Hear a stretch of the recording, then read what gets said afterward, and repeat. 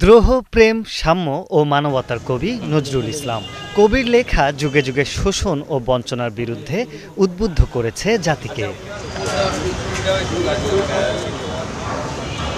জাতীয় কবির ৪৯তম মৃত্যুবার্ষিকীতে বুধবার কবির সমাধিস্থলে ফুল দিয়ে শ্রদ্ধা জানিয়েছে বিভিন্ন সামাজিক, রাজনৈতিক ও পেশাজীবী সংগঠন সহ সাংস্কৃতিক ব্যক্তিত্ব ও কবি ভক্তরা। কবি কাজী নজরুল ইসলাম যা কিছু সৃষ্টি করেছেন অতিশয় অল্প সময়ের মধ্যে, মহান কবি নিজের পরিচয় তার লেখনীর মধ্য দিয়ে দিয়ে গেছেন। আমাদের নতুন প্রজন্ম একজন কবির বাণীকে অবলম্বন করে এগিয়ে যেতে চেয়েছে এবং সেখানে নজরুল এসে দাঁড়িয়েছে। নজরুলের গান, নজরুলের কবিতা।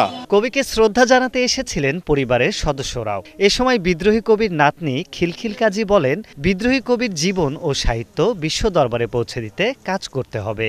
কাজী নজরুল ইসলামকে বহির্বিশ্বে পৌঁছানোর জন্য তার রচনাবলী, অনুবাদ এবং তার যাবতীয় কর্ম, অনুবাদের মাধ্যমে আমরা যেন বহির্বিশ্বে তাকে পরিচিত করতে পারি। কবির সমাধিতে শ্রদ্ধা জানিয়েছেন বিএনপির সিনিয়র যুগ্ম মহাসচিব রুহুল কবির রিজভী। তিনি জানান, উন্নত ও গণতান্ত্রিক সমাজ প্রতিষ্ঠার মূল প্রেরণা কাজী নজরুল ইসলাম।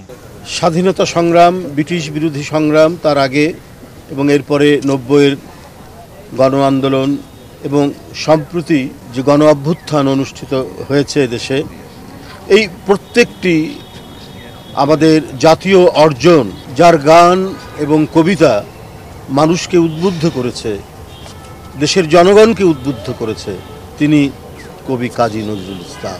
শ্রদ্ধা জানিয়ে ঢাকা বিশ্ববিদ্যালয়ের উপাচার্য জানান, কাজী নজরুল ইসলামের উপর গবেষণা বৃদ্ধি করতে হবে। যার যার পর্যায়ে ব্যক্তি থেকে সমাজ, সমাজ থেকে প্রতিষ্ঠান চর্চা জারি রাখবার জন্য বিনীত অঙ্গীকারও করছি। দুর্গমগিরি কান্তার মরু, দুস্তর পারাবার হে, লঙ্ঘিতে হবে রাত্রি নিশীতে যাত্রীরা হুঁশিয়ার।